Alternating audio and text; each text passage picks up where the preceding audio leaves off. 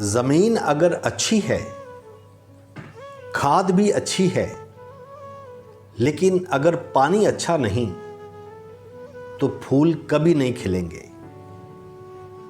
अगर आप अच्छे इंसान हैं, आपका किरदार अच्छा है, लेकिन अगर आपकी लोगों के बारे में सोच अच्छी नहीं, आपका लहजा अच्छा नहीं, तो ताल्लुकात कायम नहीं रहेंगे, रिश्ते कायम नहीं रहेंगे।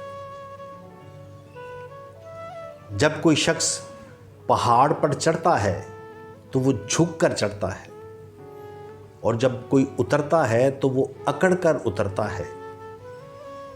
जब आप किसी शख्स को झुक कर चलता हुआ देखें तो समझ जाएं कि वो बुलंदी पर जा रहा है, और जिसको अकड़ कर चलता हुआ देखें तो समझ जाएं वो पस्ती की तरफ जा रहा है।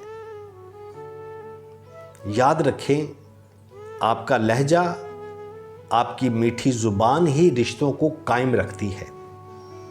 आपका दूसरों के काम आना ही आपको बुलंदी की तरफ लेके जाता है।